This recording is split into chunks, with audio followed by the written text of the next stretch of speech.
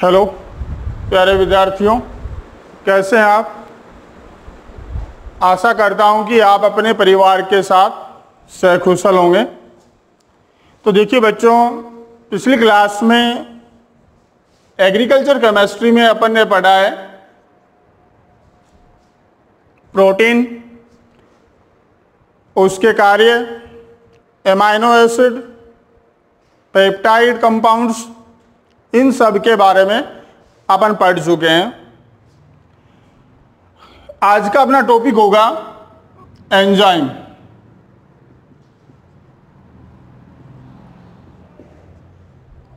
Enzymes क्या हैं, कैसे कार्य करते हैं। आपको याद हो तो प्रोटीन के कार्यों में वहां अपन ने पढ़ा है कि प्रोटीन्स एंजाइम के रूप में रिएक्शनों को या जैविक क्रियाओं को उत्प्रेरित करते हैं। ये चीज अपन वहां पढ़ चुके हैं। तो इसका मतलब ये हुआ कि एंजाइम भी वास्तव में प्रोटीन ही होते हैं, यानी प्रोटीन जो है वो एंजाइम के रूप में कार्य करते हैं। और मोस्टली बच्चों एंजाइम्स जो होते हैं ये गोलिकाकार प्रोटीन होते हैं जो सजीवों में होने वाली जैविक क्रियाओं को उत्प्रेरित करते हैं। क्लियर। इसके अलावा ये एंजाइम्स और क्या क्या कार्य करते हैं या किस तरीके से काम करते हैं, उन सब के बारे में इस टॉपिक में अपन कुछ चर्चाएं करेंगे या उनको पढ़ेंगे। तो सबसे पहली बात आती है कि आप एंजाइम को डेफिनेशन दो, एंजाइम को परिभाषित कीजिए, किस प्रकार से आप कर पाते हैं। तो देखिए बच्चों, एक चीज अपने दिमाग में आ रही है कि ये काम क्या कर रहा है, जैविक क्रियाओं को उत्प्रेरित, उनकी स्पीड को बढ़ा रहा है। और ये माना जाता है कि ये एंजाइम है ना, रिएक्शन को या एक जैविक क्रिया की स्पीड को लगभग 10 की पावर 20 गुना तक बढ़ा देते हैं। काफी ज्यादा सक्रिय, काफी ज्यादा एक्टिव हैं ये अपने काम के प्रति। लेकिन यहां अपन इसके काम की बात कर रहे हैं, तो इसका काम क्या हो गया, जैविक क्रियाओं को उत्प्रेरित करना। और एक्चुअल में ये खुद कौन हो गए, गोलिकाकार प्रोटीन हो गए। ठीक है। तो आप इसे किस रूप में प्रस्तुत कर सकते हो, किस प्रकार से आप इसकी परिभाषा बना सकते हो, वो चीज आप यहां क्लियर कर सकते हैं। तो देखिए, अपन कह सकते हैं ये एक्चुअल में कार्बनिक पदार्थ भी है, तो आप भले ही कार्बनिक पदार्थ यूज करो। वे कार्बनिक पदार्थ जो जैविक क्रियाओं को उत्प्रेरित करते हैं एंजाइम कहलाते हैं। और ये एंजाइम सामान्यतः गोलिकाकार प्रोटीन होते हैं। ये इसकी डेफिनेशन में आप बता सकते हो। अब देखिए बच्चों, एंजाइम्स जो हैं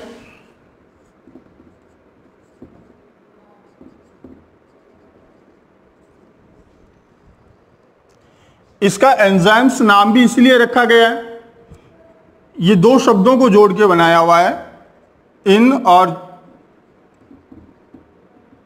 जाइमस। ग्रीक भाषा के अंदर इन का मतलब है अंदर और जाइमस का मतलब होता है ईस्ट।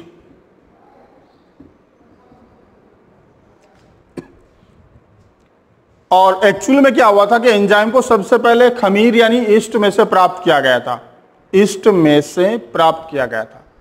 इसलिए ग्रीक भाषा का यूज करके इन्होंने इसका क्या नाम दे दिया, एंजाइम दे दिया, ईस्ट के अंदर। क्लियर। तो ये दो तीन चीजें आप यहां इसके डेफिनेशन में लिख सकते हो। एंजाइम शब्द की उत्पत्ति क्यों हुई, क्योंकि इसे सर्वप्रथम ईस्ट में प्राप्त किया गया था। और ग्रीक भाषा में ईएन मतलब अंदर और जाइमस मतलब ईस्ट। तो इस प्रकार से इसका नाम उत्पन्न हुआ है। डेफिनेशन आप इसकी बना सकते हो कि किस तरीके से अपन इसे परिभाषित कर सकते हैं। वे कार्बनिक पदार्थ जो जैविक क्रियाओं को उत्प्रेरित करते हैं एंजाइम कहलाते हैं, और ये मोस्टली कौन है? गोलिकाकार प्रोटीन है। चलो तो अब अपन इसके थोड़ा सा नेक्स्ट टॉपिक पर पहुंचते हैं। तो एंजाइम की परिभाषा आप आराम से बना सकते हैं मेरे ख्याल से। अब इसके बाद आता है कि एंजाइम का वर्गीकरण किस प्रकार से करते हैं। तो मोस्टली देखिए बच्चों, एंजाइम का वर्गीकरण जो करने का बेसिस है वो एक तो कौन सी क्रिया को वो उत्प्रेरित कर रहा है उसके बेस पर इनका वर्गीकरण किया गया है और इनके कुछ प्रकार यूज किए गए। तो एंजाइम के वर्गीकरण में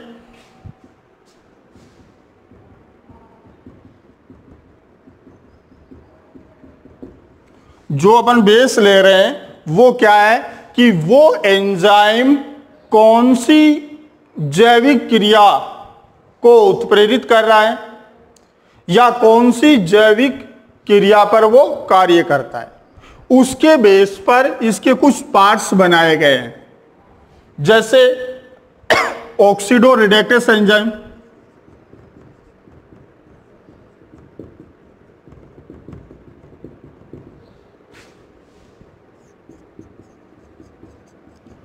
इस वर्ग में वो सारे एंजाइम आते हैं जो ऑक्सीकरण व अपचयन अभिक्रियाओं को उत्प्रेरित करते हैं। अब देखिए बच्चों, अपन जानते हैं कि अपने शरीर में बहुत सारी ऑक्सीकरण अपचयन रिएक्शनें कंप्लीट होती हैं, संपन्न होती हैं। जैसे ग्लूकोज है, इसका CO2 के अंदर कन्वर्ट होना,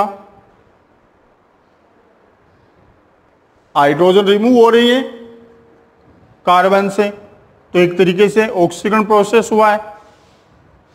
अब डायरेक्टली तो CO2 में जाएगा नहीं, ग्लूकोज CO2 में अपघटित होता है। या कुछ कार्बनिक पदार्थों का विघटन आप देख सकते हैं पाचन क्रिया के दौरान, कि कार्बनिक पदार्थों का निर्माण प्लस ऑक्सीजन, श्वसन क्रिया में आप देख सकते हैं, प्रकाश संश्लेषण क्रिया में ऑक्सीजन बन रही है। तो कुछ चीजें इस प्रकार की है कि अपने शरीर में बहुत सारी रिएक्शनें ऑक्सीकरण अपचयन संबंधित होती हैं, और उन क्रियाओं के अंदर जितने भी प्रकार के एंजाइम यूज आते हैं, जितने भी प्रकार के एंजाइम काम आते हैं, वो सारे एंजाइम कौन से वर्ग में आएंगे? ऑक्सीडो रिडक्टेस ग्रुप के अंदर आने वाले हैं। जैसे अपने पास सेकेंड इसका ग्रुप अपन बना सकते हैं ट्रांसफेरेज एंजाइम।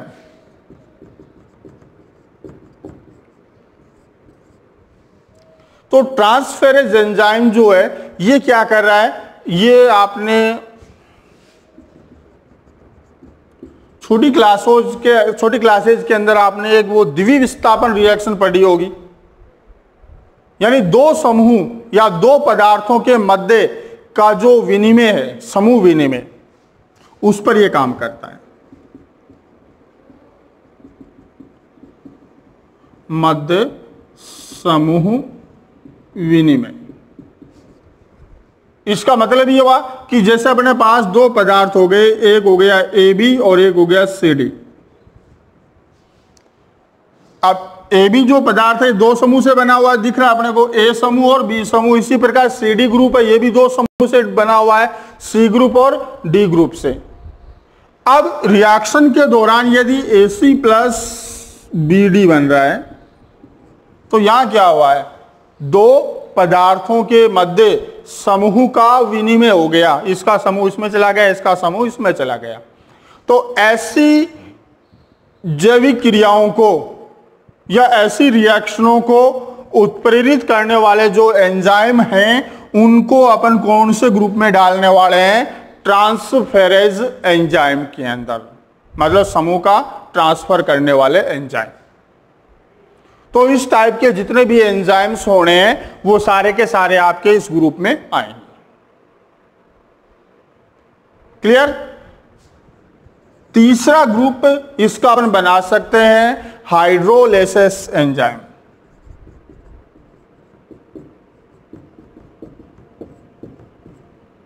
हाइड्रोलाइसिस एंजाइम यानी जल अपघटन। हाइड्रोलाइसिस या हाइड्रोलाइसिस मतलब जल अपघटन के रूप में।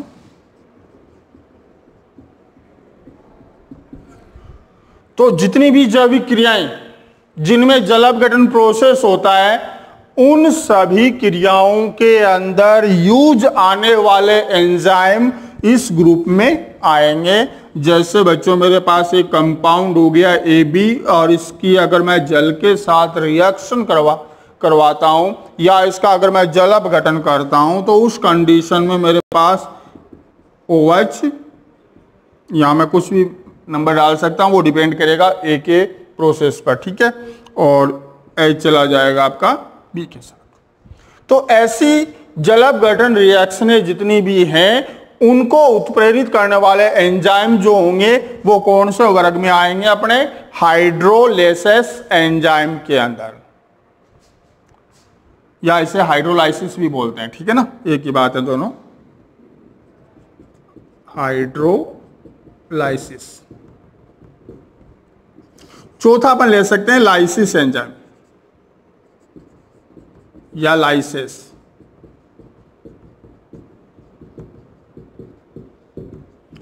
तो लाइसिस या लाइसिस एंजाइम के अंदर ये भी देखो अपघटन ही है, यानी जल अपघटन के अलावा अगर कोई भी अपघटन हुआ है वो सभी अपघटन को उत्प्रेरित करने वाले एंजाइम जो हैं वो कौन से कैटेगरी में आएंगे? लाइसिस एंजाइम की कैटेगरी में आएंगे। जितने भी अपघटन है जल अपघटन को छोड़ के, तो उन सभी को उत्प्रेरित करने वाले जो एंजाइम है वो सारे किस में आएंगे? लाइसिस या लाइसिस एंजाइम कैटेगरी में आएंगे। इसी का अपोजिट अपन ले लेते हैं कि लाइगेज। लाइगेज एंजाइम ये अपघटन के लिए और ये जुड़ने के लिए, यानी मोस्टली एटीपी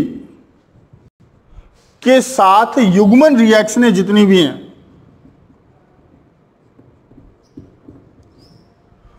उन युग्मन क्रियाओं को उत्प्रेरित करने वाले जो एंजाइम है वो सारे एंजाइम कौन से ग्रुप में आएंगे? लाइगेज एंजाइम ग्रुप में आएंगे। बायोलॉजी के अंदर आप ट्रांसजेनिक प्लांट्स, जेनेटिक के अंदर आप उन चीजों को पढ़ते हो कि एक अपने पास एंजाइम होता है रिस्ट्रिकेशन एंडोन्यूक्लियस एंजाइम जो डीएनए को दो भागों में काटने का काम करता है, और एक लाइगेज एंजाइम जो डीएनए के कटे हुए पार्ट्स को आपस में जोड़ता है। तो कहने का मतलब यह हुआ कि एटीपी के साथ युग्मन रिएक्शनें जितनी भी हैं उनको उत्प्रेरित करने वाले एंजाइम कौन सी कैटेगरी में आएंगे? अपने पास लाइगेज के अंदर आएंगे। लास्ट और छठा जो इसका पार्टीशन अपन करते हैं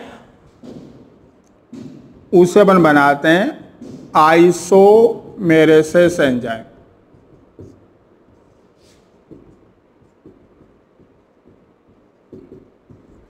आइसोमेरेसिस एंजाइम जो है ये अपने शरीर में जितनी भी समावेवीकरण क्रियाएं होती हैं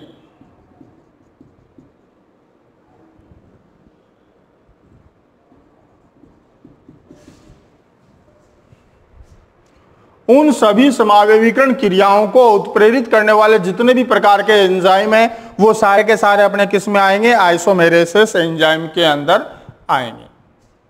अब आप समावेवीकरण क्रिया की अगर बात करें, जैसे बच्चों फ्रक्टोस है, अब फ्रक्टोस को ग्लूकोज में कन्वर्ट करना है तो वहां जो एंजाइम काम आएगा वो कौन सी कैटेगरी का होगा? आइसोमेरेस एंजाइम ग्रुप का आएगा। फिर ग्लूकोज को अपन आगे जितने भी पार्ट्स में डिवाइड करते हैं या फिर उसे स्टार्च वगैरह के रूप में या ग्लाइकोजन के रूप में अपन ऐड करते हैं, वो चीजें बाद की प्रोसेस है। तो ये 6 कैटेगरी के अंदर आप इन एंजाइम का वर्गीकरण करते हैं। तो मेरे ख्याल से आपका एक टॉपिक अच्छे से क्लियर हो गया होगा। अब एंजाइम के वर्गीकरण के बाद अगर अपन बात करें तो एंजाइम के गुण और एक बच्चों एंजाइम के अपने शरीर में कार्य उपयोग। एक कार्य तो अपन जानते ही हैं, जैविक क्रियाओं को उत्प्रेरित तो कर ही रहा है, इसके अलावा 1-2 कार्य और हैं, वो अपन यहाँ पढ़ेंगे, और प्लस इसमें अपन एंजाइम के गुण पढ़ेंगे। तो पहला टॉपिक मैं डाल देता हूँ यहाँ, एंजाइम के गुण। तो बच्चों एंजाइम के गुणों की अगर मैं बात करूं तो यहां एंजाइम मोस्टली क्या है, रंगहीन ठोस पदार्थ।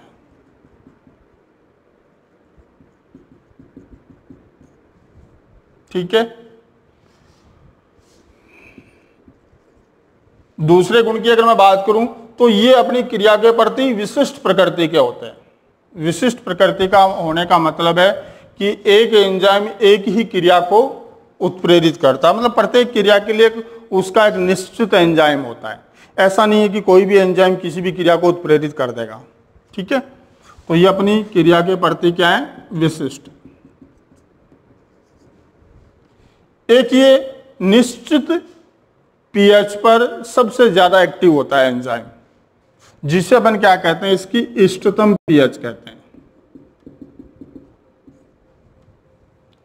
और एवरेज की अगर मैं बात करूं तो 6 से 8 पीएच पर अधिकांश एंजाइम ज्यादा एक्टिव होते हैं, और इसी पीएच प्रास को अपन क्या कहते हैं, इसकी इष्टतम पीएच प्रास कहते हैं।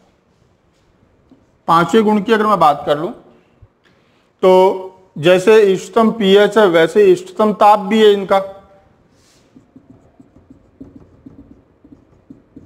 तो जिस टेम्परेचर पर कोई एंजाइम सबसे ज्यादा एक्टिव है वो टेम्परेचर उस एंजाइम का इष्टतम ताप होगा। और अगर मैं रेंज की बात करूं तो लगभग 33 से 37 डिग्री सेंटीग्रेड के टेम्परेचर प्रास में लगभग अधिकांश एंजाइम एक्टिव होते हैं, इसलिए उस रेंज को अपन क्या कहते हैं, इनका इष्टतम ताप प्रास। ठीक है। अगले गुण की अगर मैं बात कर लूं तो ये रिएक्शनों या अपनी क्रिया के प्रति बहुत ज्यादा एक्टिव होते हैं। ये माना जाता है कि एक जैविक क्रिया को लगभग 10 की पावर 20, 22, 24 तक भी जाता है इसमें। ठीक है ना। इतने गुना तक रिएक्शन की स्पीड को बढ़ा देते हैं, तो मतलब अपनी क्रिया के प्रति काफी ज्यादा फास्टली। और अगर मैं गुणों में जाऊं तो कुछ पदार्थों की वजह से एंजाइमों की क्रियाशीलता बढ़ जाती है, कुछ पदार्थों की वजह से एंजाइमों की क्रियाशीलता कम भी हो जाती है। तो जिन पदार्थों की वजह से एंजाइमों की क्रियाशीलता बढ़ती है उन्हें एंजाइम वृद्धक कहते हैं, और जिनकी वजह से एंजाइमों की क्रियाशीलता में कमी आती है उन्हें एंजाइम विष कहा जाता है। ठीक है। तो ये 8-9 पॉइंट में आप इनके गुणों को मेंशन कर सकते हो, इनके गुणों के बारे में आप बता सकते हो। एक उत्प्रेरक का काम कर रहा है तो सिंपली बात है कि रिएक्शन के अंदर इसकी बहुत ही कम मात्रा में आवश्यकता पड़ेगी, तो वो चीजें आप यहां यूज कर लो। तो ये एंजाइमों के गुण हो गए। गुणों के बाद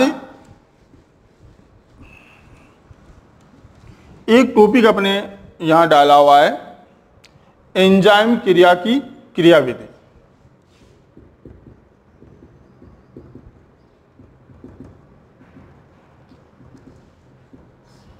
तो बच्चों क्रियाविधि की अगर मैं बात करूं तो इस एंजाइम क्रिया की क्रियाविधि जो है वो लॉक एंड की मेथड, ताला चाबी सिद्धांत के आधार पर बताई जाती है। ये ताला चाबी सिद्धांत क्या कहता है, यहां सिर्फ अपने को 4 स्टेप ही देने हैं, बाकी ज्यादा थ्योरेटिकल पार्ट नहीं लिखना है क्योंकि अपने सिलेबस में पूरा है नहीं। लेकिन फिर भी मैं आपको बताना चाहता हूं कि ताला चाबी सिद्धांत क्या कहता है। जैसे प्रत्येक ताले के लिए एक निश्चित चाबी होती है, उसी प्रकार प्रत्येक क्रियाधार के लिए एक निश्चित एंजाइम होगा, और इसका टोटल प्रोसेस जो है वो जैसे अपन चाबी से एक ताले को खोलते हैं वैसा ही प्रोसेस यहां पे है। अब वो कैसे है वो मैं एक बार इसको आपको समझा देता हूं थोड़ा। जैसे देखिए बच्चों, एक मेरे पास हो गया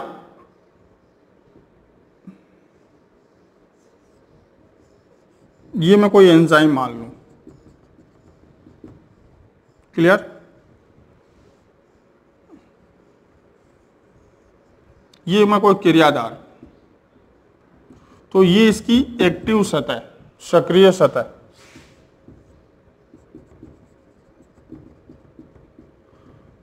तो सबसे पहले क्या होता है कि एंजाइम जो है वो क्रियाधार की जो सक्रिय सतह है वहां जाके जुड़ता है। ठीक वैसे ही जैसे अपन चाबी को लॉक के अंदर डालते हैं, उतना का, उससे ज्यादा नहीं, चाबी अंदर डालने का काम। तो यहां देखिए बच्चों, अपने पास एक इस प्रकार का सेव बन जाएगा।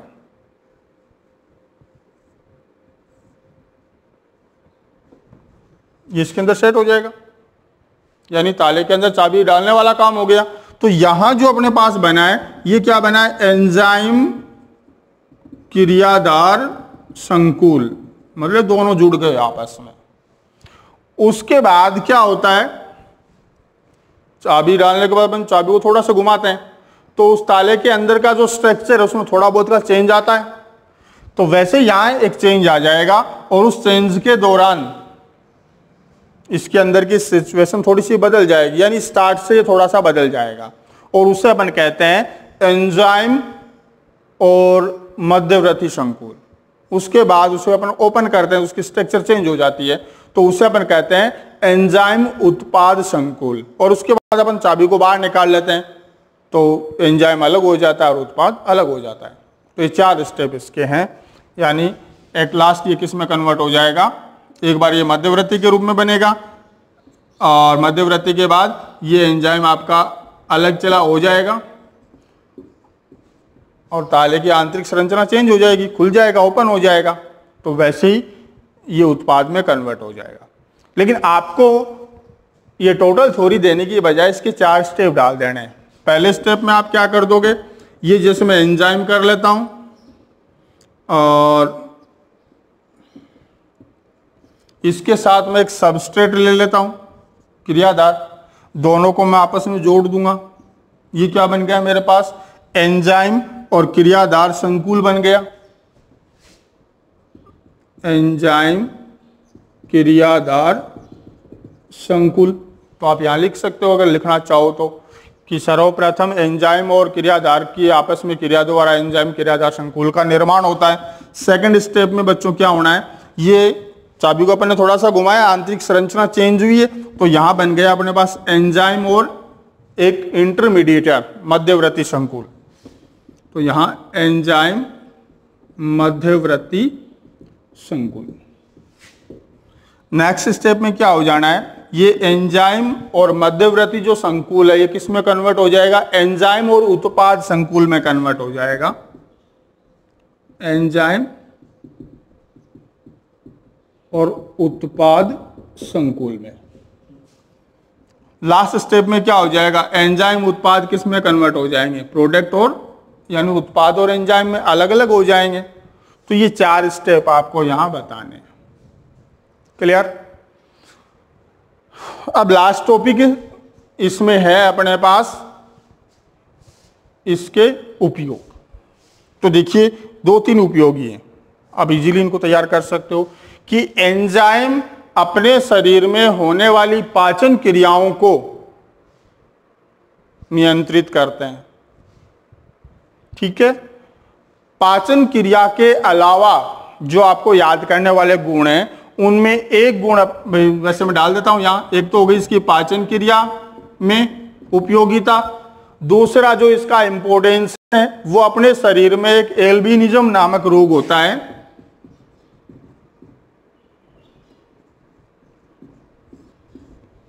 एल्बिनिज्म जो रोग है ये बहुत ही रेयर है, ठीक है, ये सभी के अंदर नहीं मिलता है, बहुत ही रेयर कम कंडीशन में। इसके अंदर क्या होता है, स्किन का जो रंग है वो बिल्कुल सफ़ेद हो जाता है, बाल बौमारे वगैरह सब कई बार देखा होगा आप लोगों ने। मतलब अपने शरीर का जो भले बालों का कलर हो या स्किन का कलर हो, वो सारा का सारा बिल्कुल वाइट हो जाता है।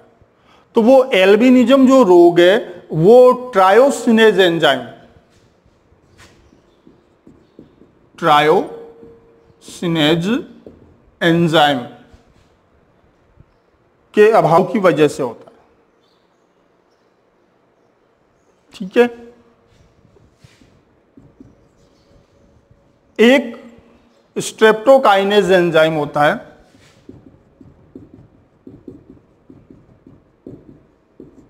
ये एंजाइम क्या करता है, मतलब देखो यहां ट्रायोसिनेज एंजाइम के अभाव की वजह से ये रोग हुआ है, और ये वाला क्या है, रोग होने के बाद काम आने वाला एंजाइम है स्ट्रेप्टोकाइनेज एंजाइम। ये क्या अपने शरीर में जो हृदय रोग होते हैं, हार्ट अटैक आने के जो चांसेज होते हैं वो किस वजह से होते हैं, अपने जो रुधिर के अंदर जो थक्का बन जाता है उसके कारण ज़्यादा चांसेस होते हैं। तो ये जो एंजाइम है स्ट्रेप्टोकाइनेज एंजाइम, ये रुधिर में थक्का जमने की जो क्रिया है उसे रोकता है, उसे अवरोधित करता है। तो उसे रोकने के लिए अपनी इस एंजाइम का यूज करते हैं। ठीक है, तो बच्चों ये आपका एंजाइम कंप्लीट हुआ। इस एंजाइम के अंदर किसी प्रकार की कोई समस्या या प्रॉब्लम आपके रहती है तो आप वो जरूर पूछिए। तो बच्चों थैंक्स, मिलते हैं अपन नेक्स्ट क्लास में।